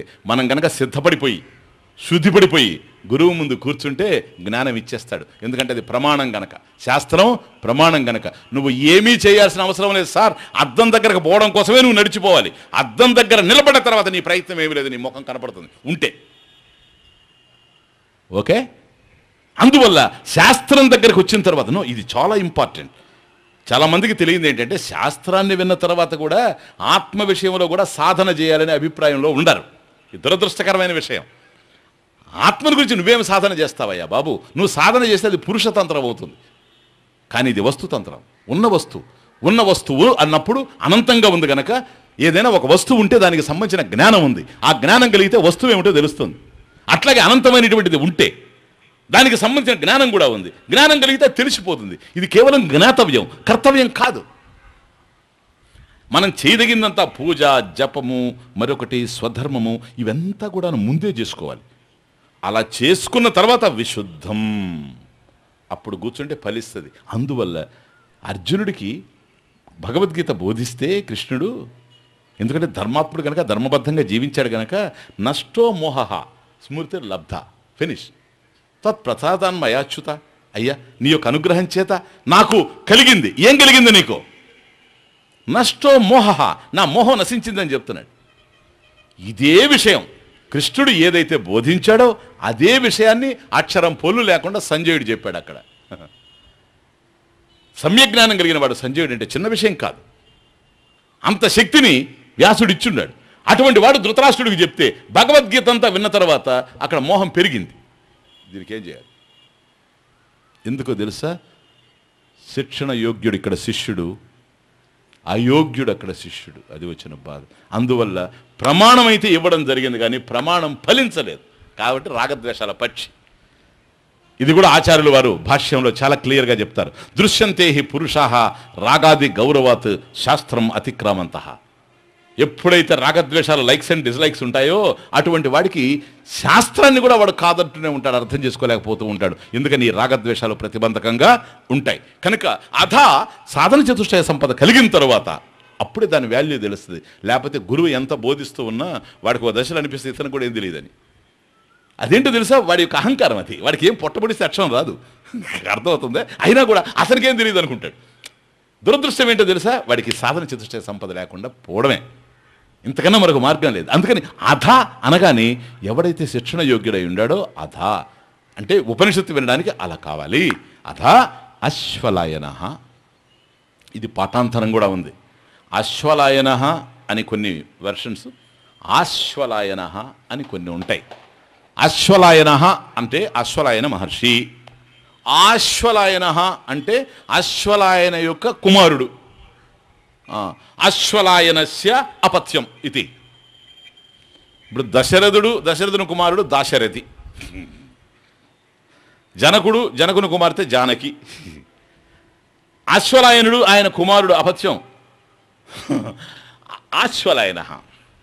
అశ్వలాయనుడు కుమారుడు అశ్వలాయన, దశరథుని కుమారుడు దాశరథి, జనకుని కుమార్తె జానకి. ఇంకేం లేదు కనుక ఆయన్ని అశ్వలాయనుడని కొందరు అనుకుంటారు, ఆశ్వలాయనుడని కొందరు అనుకుంటారు. పాఠాంతరాలు ఉన్నాయి ఉపనిషత్తులో. కనుక అశ్వలాయనుడు అయితే ఓకే, ఆశ్వలాయనుడైతే అశ్వలాయనుడి యొక్క కుమారుడు, అంతే, ఇంకేం లేదు. మళ్ళీ దీని కన్ఫ్యూజన్ అవసరం లేదు. అశ్వలాయన సాధన చతుష్టయ సంపద పూర్ణంగా కలిగినటువంటి వాడు. ఎందుకంటే ఆయన ఋగ్వేదాచార్య. ఋగ్వేదంలో ఏం చెప్పిన రుక్కులే కొన్ని ఉన్నాయి, చిన్నవాడు కాదు అశ్వలాయన మహర్షి. ఆయన భగవంతం పరమేష్ఠినం గురుం పరిసమేత్యోవాచ. పరమేష్ఠినం గురుం, బ్రహ్మదేవుడు, పరమేష్ఠి అంటే బ్రహ్మదేవుడు. పరిసమేత, పరితః ఉపేత్య, సమ్యక్ ఉపేత్య, విధివత్ ఉపసన్నాయ ఇది. ఇంకా దాంట్లో అంతుంది. పరిసమేత ఎవరిని? గురువుని. ఎవరైంది ఆయన గురువు? బ్రహ్మదేవుడు. అందువల్ల పరమేష్ఠి. ఎందుకంటే గురువు, ప్లీజ్, పరమ గురువు, పరమేష్ఠి గురువు, ఇవి మూడు ఉన్నాయి. మనకు ఎవరైతే మన ముందుండి మనకు బోధిస్తున్నాడో, మన అదృష్టవశాత్తు ఆయన మన గురువు. ఎవరి దగ్గరకైతే వెళ్ళి మన జ్ఞానాన్ని పొందుతున్నాం ఆయన మన గురువు. గు అంటే చీకటి, రు అంటే పోగొట్టేవాడు, మనలో ఉండేటువంటి అజ్ఞానం అనేటువంటి అంధకారాన్ని పోగొడుతూ ఉన్నాడు గురువు. ఆయన గురువు ఎవరో పరమ గురువు, అది ఇంకే లేదు. ఈయన ఆచార్యుడు, ఆయన పరమాచార్యుడు, ఈయన గురు. పరమేష్ఠి గురువు అంటే మొదటి గురు. అర్థమవుతుంది ఇప్పుడు? కనుక ఎక్కడి నుంచో కదిలింది కదా జ్ఞానం అనేది. నాకు నా గురువు ఇస్తున్నాడు, ఆయనకు ఆయన గురువు ఇచ్చాడు, ఆయనకు ఆయన గురువు ఇచ్చాడు. ఇలా పోతే మొదట ఎవరు? సృష్టికి ముందు ఎవడున్నాడో అతడు. ఆ సృష్టికి ముందు ఎవడున్నాడో సృష్టి చేసిన వాడున్నాడు. అతనెవరు? ఈ బ్రహ్మదేవుడు గనక పరమేష్ఠి గురు. అది ఇంకేం లేదు. పరమేష్ఠినం గురుం ఉపసమేత్యోవాచ పరిసమేత్యోవాచ ఉపసమేత్య పరిసమేత్య అంటే దగ్గరగా వెళ్ళి, అది అంతేగాని టెలిఫోన్లో కాదు. తత్వమసి అంటే ఏమిటి గురుదేవా? అహం బ్రహ్మాస్మి అంటే ఏమిటి గురుదేవా అని సెల్ ఫోన్లో అడిగాడు అనుకోండి. అప్పుడు ఆయన చెప్తాడు, అహం బ్రహ్మాస్మి అంటే ఏమి లేదురా, నువ్వు ఒక భ్రమ, నువ్వు నాకు తగులుకోవడం ఇంకొక భ్రమ. అర్థమవుతుంది దీని పేరు. ఇంతకన్నా ఇంకేమీ లేదు. ఎందుకని సెల్లో ఇచ్చేది కాదు, సెల్లో ఇచ్చేది హెల్లు. ఇది ఎట్లా ఉంది ఇది? అందువల్ల పరిసమేత ఉపసమేత పరిత సమ్యక్ ఉపేత్య, అది సమ్యక్ చక్కగా గురువు దగ్గరికి వెళ్ళాలి. అందువల్ల ఎట్లా చక్కగా ఏంటి స్వామీజీ పరిత, ఎట్లా చక్కగా వెళ్ళడం? విధివత్, విధివత్, విధినా విధివత్. కాబట్టి దానికి ఒక విధి ఉంది, పోవడానికి కూడా ఒక పద్ధతి ఉంది. ఎట్లంటే ఇట్లా పోవడానికి లేదు, ఓ పద్ధతి ఉంది. అందువల్ల సమిత్పాణి శ్రోత్రియం బ్రహ్మనిష్టం. నేను చూసారా, పరీక్షలోకాన్ కర్మచితాన్ బ్రాహ్మణ నిర్వేదమాయాత్ నాస్తి అకృత కృతేన సహా తద్విజ్ఞానార్థం సహా గురుం ఏవ అభిగచ్చేత్. సమిత్పాణి శ్రోత్రియం బ్రహ్మనిష్టం ఆ రోజుల్లో. కాబట్టి సమిధలు చేతబట్టుకొని పోయేవాళ్ళు, అది సేవ. ఇప్పుడు కూడా మనం ఎక్కడికన్నా వెళితే ఓ పూలు ఎత్తుకొని వెళ్ళడం, పండ్లు ఎత్తుకొని వెళ్ళడం, ఇవన్నీ ఏంటి తెలుసా? మన శ్రద్ధా ప్రకటనం, అంతకన్నా ఇంకేలేదు. మన శ్రద్ధని ప్రకటించడం గురువు దగ్గర. నేను రిక్త హస్తాలతో రావడం లేదు నీ దగ్గరికి, ఏదో ఇవ్వడం నా దగ్గర ఏమి లేదు, ఏది ఉందో అది ఇస్తున్నది. ఒక పువ్వులు నీ పాదాల దగ్గర పెడతాను, నమస్కారం.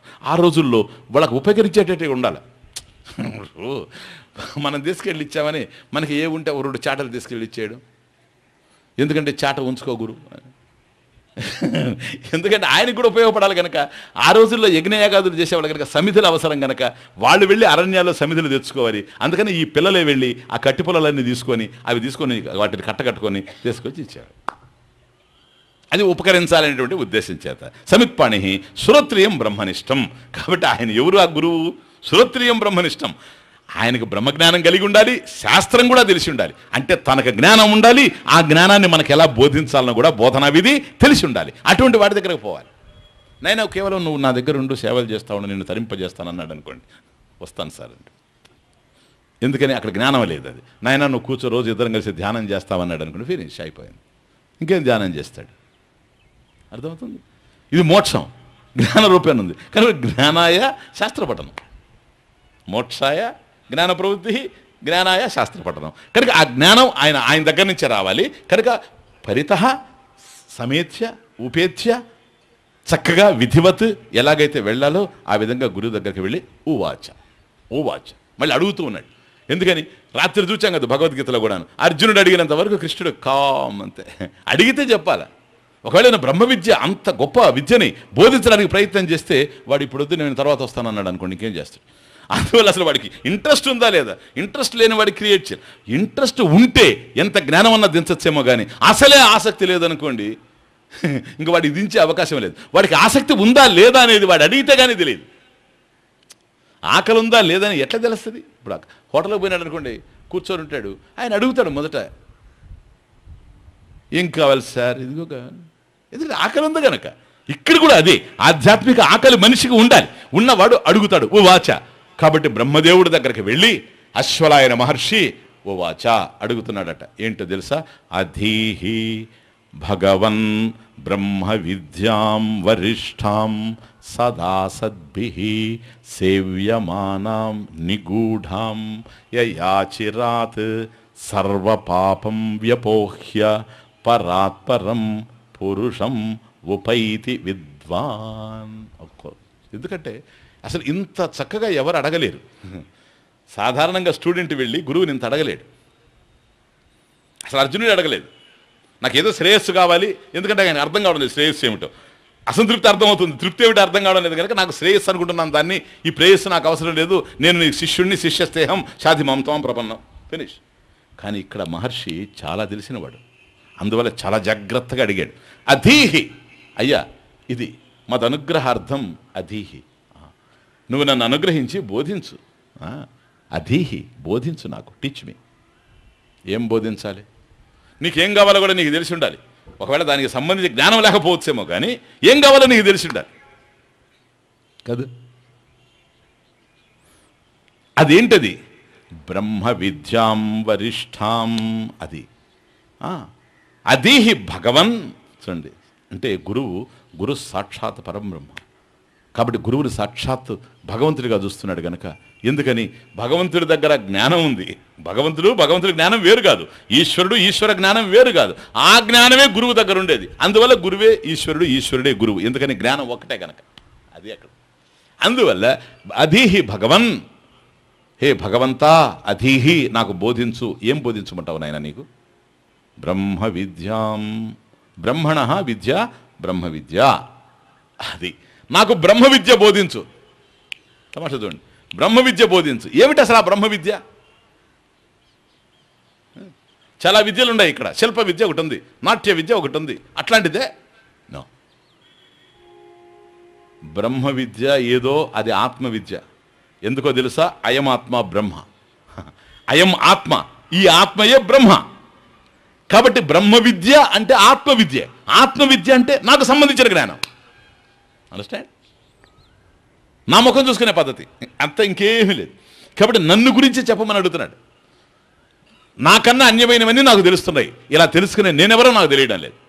ఇది నువ్వు చెబితే కానీ నాకు అర్థమయ్యే అవకాశం లేదు. కనుక బ్రహ్మ విద్యాం. అందువల్ల వరిష్టాం. చూచారా? వరిష్టాం శ్రేష్టం. బ్రహ్మ విద్య శ్రేష్టం. అది కూడా అశ్వరాయనుడికి తెలుసు. ఎందుకని? అనేకమైనటువంటి విద్యలు ఉన్నాయి. సర్వాసు విద్యాసు శ్రేష్టం వరిష్టాం. ఇది అనేకమైనటువంటి విద్యలు ఉన్నాయి, కానీ ఆ విద్యల కన్నా శ్రేష్టమైన విద్య ఇది. అది బ్రహ్మ విద్య. దాని ప్రయోజనం కూడా నాకు తెలుసు. ప్రయోజనంచ అస్యాహ బ్రహ్మ విద్యాయాః అవిద్యా నివృత్తి తతశ్చ ఆత్యంతిక సంసార అభావః. ఉపనిషతార్థం. అయ్యా బ్రహ్మ విద్య, దాని ప్రయోజనం ఏంటి? ఎందుకు అడుగుతున్నాను? అది వరిష్టం అని ఎందుకు చెప్తున్నాను? ఇక్కడ అనేకమైనటువంటి విద్యలు పొందాను, కంప్యూటర్ నేర్చుకున్నాను, డబ్బులు సంపాదించాను. ఆ తర్వాత తెలుసుకున్నాను ఎందుకు ఈ డబ్బు అని. ఇది నాకు అవసరాలు తీర్చడం కోసమే కానీ నా ముఖ్య అవసరం ఇదిగా లేదే. ఎందుకని? దీంతో తృప్తి పొందేటట్టుగా నేను కనిపించడం లేదే. నవిత్తేన తర్పణీయో మనుష్య. కాబట్టి విత్తం చేత చిత్తం ప్రశాంతతను పొందేటట్టు నాకు కనిపించడం లేదు. అందుకని వచ్చాను ఇక్కడికి. కాబట్టి అనేకమైనటువంటి విద్యలు ఈ ప్రపంచంలో నేను తెలుసుకున్న ఉపయోగం లేకుండా పోయినాయి. కనుక సర్వాసు విద్యాసు శ్రేష్టం. అన్ని విద్యల్లోకి శ్రేష్టం. ఎందుకో తెలుసా? ఏ విద్యను తెలుసుకుంటే దానికి సంబంధించిన జ్ఞానం కలుగుతూ ఉంది. ఇక్కడ అట్లా కాదు, ఇక్కడ ఆ విధంగా కాదు. ఏక విజ్ఞానేనా సర్వమిదం విజ్ఞాతం భవతి. అది అక్కడ. ఏ ఒక్కదాన్ని తెలుసుకుంటే సమస్తమైన విద్యలు తెలుస్తాయో అది ఇది. అటువంటి విద్య ఇక్కడ ఈ ప్రపంచంలో ఏదీ లేదు. ఏది తెలుసుకుంటే దానికి సంబంధించిన జ్ఞానం కలుగుతుంది, కానీ ఒక విద్యను తెలుసుకుంటే అన్ని విద్యలకు సంబంధించిన జ్ఞానం కలుగుతుంది అనేటువంటి విద్య ఏదో తెలియదు. అది ఇదే గనక సర్వాసు విద్యాసు శ్రేష్టం వరిష్టాం బ్రహ్మ విద్యాం. దాని ప్రయోజనం ఏంటి? ప్రయోజనంచ అస్యాహ బ్రహ్మ విద్యాయాః అవిద్యా నివృత్తి. చూచారా? అవిద్యా నివృత్తి, అజ్ఞానం పోవడం. అంటే ఉపనిషత్తులో ఇది ఏ పదం? ఇది అది అవసాదయతి, కారణేన సహా అవసాదయతి. నిన్న చూసారా? తర్వాత ఏం జరుగుతుంది దానివల్ల? ఎప్పుడైతే కారణం ఎగిరిపోయిందో కార్యం పోతుంది కనుక. తతశ్చ ఆత్యంతిక సంసార దుఃఖ నివృత్తి అభావ. కాబట్టి సంసార దుఃఖాలు ఏవైతే ఉన్నాయో ఇవన్నీ కూడా సమస్య పోతూ ఉన్నాయి. ఇదేం పదం ఇది? విశరతి, శిథిలీకరోతి, అవసాదయతి, విశరతి. కాబట్టి ఉపనిషత్. కాబట్టి బ్రహ్మ విద్యను బోధించు అంటున్నాడంటే ఉపనిషత్తును బోధించని అడుగుతున్నాడు. అదే విషయం, ఇంకేం లేదు. కారణం ఉపనిషత్ ఇది శబ్దేన బ్రహ్మ విద్య ఉచ్యతే. ఉపనిషత్ అనేటువంటి, అందుకని నిన్న దాన్ని అంత దూరం మీకు ఎక్స్ప్లెయిన్ చేశాను. ఆ పదాన్ని ఉపనిషత్ అనడంలోనే బ్రహ్మ విద్య. కాబట్టి నాకు అదీహి, హే భగవాన్ నాకు బోధించు, వరిష్టాం బ్రహ్మ విద్యాం, ఉత్కృష్టమైనటువంటి ఆ బ్రహ్మ విద్యను నాకు బోధించు అంటున్నాడంటే ఉపనిషత్తుని చెప్పమని అడుగుతున్నాడు. ఇంకేమి లేదు, మరొకటి నాకు అవసరం లేదు, ఉపనిషత్తే నాకు చెప్పు. ఓకే, అది ఇంత గొప్పదే. అవును, సదా ఎల్లప్పుడూ సద్భిహి సేవ్యమానం. అది కూడా చూడండి ఎంత తమాషగా ఉంది. ఇంత గొప్పది వరిష్టాం. వరిష్టాం యద్యపి, తమాషా చూడండి, అది వరిష్టమే అయినా అందరూ కోరుకోవడం లేదు దాన్ని. చూసారా తమాషా? ఇంత గొప్పది, ఏది తెలుసుకుంటే సమస్తం తెలియబడుతుందో అటువంటిది ఉండగా అల్పాలు స్వల్పాల కోసం పోతున్నారు కానీ దానికోసం ఎవరు రావడం లేదు.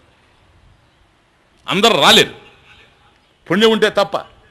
కనుక సదా ఎల్లప్పుడు కూడాను ఎవరి చేత అది సేవింపబడుతుందో తెలుసా, ఎవరి చేత గ్రహింపబడుతుందో తెలుసా?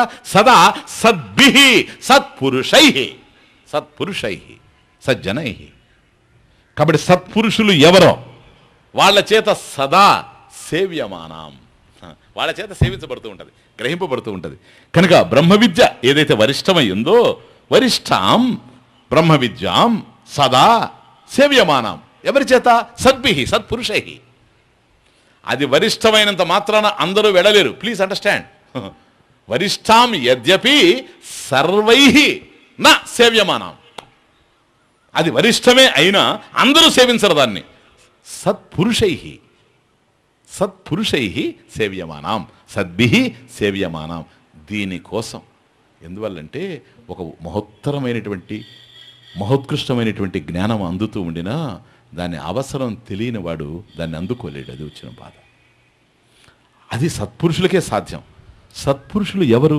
సన్మార్గంలో నడిచి అనుభవాన్ని గడించిన వాళ్ళు సత్పురుషులు ఈ ప్రపంచంలో. కనుక ఆ సత్కార్యాలు చేసి మనసును శుద్ధిపరుచుకున్నటువంటి వాళ్ళు, పుణ్యకార్యాలు చేసి పుణ్యాన్ని ఆర్జించినటువంటి వాళ్ళు, ధర్మ జీవనాన్ని గడిపి ధర్మాత్ములుగా మిగిలినటువంటి వాళ్ళు. కాబట్టి ధర్మం, పుణ్యం, సాధన ఇవన్నీ కలిసిన వాళ్ళు సత్పురుషులు గనక, అటువంటి సత్పురుషుల యొక్క హృదయం నిర్మలంగా ఉంటుంది గనక, చిత్తశుద్ధితో ఉంటుంది గనక, మనో స్థిరతే కాకుండా, మనసు యొక్క స్థిరత్వమే కాకుండా నైశ్చల్యం, చిత్తశుద్ధి, చిత్త నైశ్చల్యం ఈ రెండు ఉంటాయి గనక అటువంటి వాళ్ళు సద్భిహి సత్పురుషై సదా సేవ్యమానం. యయా అచిరాత్ సర్వ పాపం వ్యపోహ్య. చూడండి తమాషా, దీన్ని నేను మీకు డీటెయిల్గా రేపు ఎక్స్ప్లెయిన్ చేస్తాను, టైం అయిపోతుంది. అధీహి భగవన్, హే భగవంత, హే బ్రహ్మదేవుడా నాకు బోధించు. అధీహి బ్రహ్మ విద్యాం వరిష్టాం, వరిష్టాం బ్రహ్మ విద్యాం అధీహి సదా సద్భిహి సేవ్యమానం నిగూఢాం నితరాం గూఢాం. అది అది ఎందుకో తెలుసా? అది ఎక్కడదో కాదు, అది వచ్చిన బాధ. అది నా దగ్గర ఉండేది, అది కూడా తెలుసు అసలు ఆయనకి. చూడండి స్టూడెంట్ ఏ స్థాయి వాడు. నిగూఢాం నితరాం గూఢాం, అది నాకన్నా వేరైంది కాదు, హృదయ గుహలోనే ఉన్నదే, నా స్వరూపమే అది. నిగూఢాం, పైగా దాని ఫలం కూడా నాకు తెలుసు. యయా యయా బ్రహ్మ విద్యాయా యయా అచిరాత్, అక్కడ అకారం చూడండి. యయా అచిరాత్, యయా బ్రహ్మ విద్యాయా అచిరాత్, అచిరాత్ శీఘ్రం, క్షిప్రం, శీఘ్రమేవ. ఏ యొక్క జ్ఞానం చేత శీఘ్రంగా, వెంటనే, అట్వన్స్, ప్లీజ్, దానికి టైం పట్టదు. అచిరాత్, చిరాత్ అచిరాత్, దానికి ఏదో చిరకాలం కాదు, అచిరం, టైమే పట్టదు, టైమే లేదు, టైం ఇన్వాల్వ్ కాదు ఇక్కడ, ప్లీజ్. అచిరాత్, యయా అచిరాత్ సర్వ పాపం వ్యపోహ్య, సమస్తమైన పాపాల్ని వ్యపోహ్య, త్యక్త్వా, దాన్ని సంపూర్ణంగా విడిచిపెట్టి, పరాత్పరం, పరాత్పరుడైనటువంటి పురుషం, ఆ పురుషోత్తముణ్ణి, విద్వాన్ పండిత ఉపైతి యాతి, అటువంటి పరమేశ్వరుణ్ణి ఎవడైతే పండితుడు పొందుతూ ఉన్నాడో అటువంటి బ్రహ్మ విద్యను నేను కోరుతూ ఉన్నా. చూడండి ఇంత క్లారిటీతో ఎవడైనా అడగగలడా? మహర్షి కనుక అడిగాడు, అంత మహర్షి స్టూడెంట్ అయ్యాడు. ఇది ఏమిటి ఈ ఉపనిషత్తు? మీరు యూ కెన్ ఇమాజిన్, ఇది ఎక్కడికి తీసుకుపోతుందో మనని. కనుక అదేహే భగవన్, హే భగవంతా నాకు బోధించు. బ్రహ్మ విద్యాం వరిష్టాం, ఉత్కృష్టమైనటువంటి ఈ బ్రహ్మ విద్యను నాకు బోధించు, అది కూడా నాకు తెలుసు. సదా సద్భిః సేవ్యమానం, సత్పురుషుల చేత సేవించబడేది, నాకన్నా అన్యమైనటువంటిది కాదు, నిగూఢమైనటువంటిది. దాన్ని తెలుసుకోవడం వల్ల సమస్తమైనటువంటి పాపాలు నశించిపోతాయి. పరాత్పరుడైనటువంటి పురుషం ఎవరు? పురుష ఏ వేదగం సర్వం యద్భూతం యశ్చ భవ్యం. కాబట్టి ఒక కాలానికి పరిమితమైంది కాకుండా 3 కాలాల్లో ఉండేటువంటిది ఏదో పురుషం. ఉపైతి విద్వాన్, విద్వాన్ ఉపైతి, విద్వాన్ ఉపైతి యాతి గచ్చతి ఇది. కాబట్టి ఆ బ్రహ్మ పదవిని పొందుతాడు, బ్రహ్మ స్థితిని పొందుతాడు. కాబట్టి ఏ బ్రహ్మ విద్య అయితే ఉందో, బ్రహ్మ విద్య బ్రహ్మము వేరు కారు గనక, ఈశ్వరుడు ఈశ్వర జ్ఞానం వేరు గనక, బ్రహ్మ విద్య కలిగితే బ్రహ్మం ఏమిటో తెలిసిపోతుంది. ఏమని? నేనే బ్రహ్మమని. అది నాకన్నా అన్యమైనటువంటిది కాదు. దీనివల్ల సమస్తమైనటువంటి పాపాలు పోతాయి. కాబట్టి గతంలో ఏది ఉందో, భవిష్యత్తులో ఏది ఉండబోతుందో, ఇప్పుడు ఏదైతే ఉందో, ఈ విధంగా కాలానికి పరిమితం కాకుండా కాలాతీతంగా, కాలంలో ఉంటూ కాలానికి అతీతంగా ఏదైతే ఉందో అటువంటి దివ్యమైనటువంటి నిత్యమైనటువంటి వస్తువు ఏదైతే ఉందో తత్పురుషం ఉపైతి విద్వాన్. కాబట్టి అది పొందుతాడు గనక ఆ తర్వాత అది నిత్య వస్తువు గనక వాడు నిత్య తృప్తిలో ఉంటాడు. ఆ నిత్య తృప్తిని కావాలని నేను కోరుకుంటున్నాను. అసంతృప్తితో జీవించలేకపోతున్నాను కనుక నిన్ను అడుగుతున్నాను, అధీహి నాకు బోధించు. అశ్వలాయనుడు క్వశ్చన్ వేశాడు, బ్రహ్మదేవుడు ఆన్సర్ చెబుతాడు. ఓం స్వస్తి ప్రజాభ్యః పరిపాలయంతాం న్యాయేన మార్గేణ మహీషాః గోబ్రాహ్మణేభ్యః శుభమస్తు నిత్యం. లోకాః సమస్తాః సుఖినో భవంతు. కాలే వర్షతు పర్జన్యః పృథివీ సస్యశాలినీ. దేశోऽयं క్షోభరహితః బ్రాహ్మణాः సంతు నిర్భయాః. ఓం పూర్ణమదః పూర్ణమిదం పూర్ణాత్ పూర్ణముదచ్యతే పూర్ణస్య పూర్ణమాదాయ పూర్ణమేవావశిష్యతే. ఓం శాంతి శాంతి శాంతి.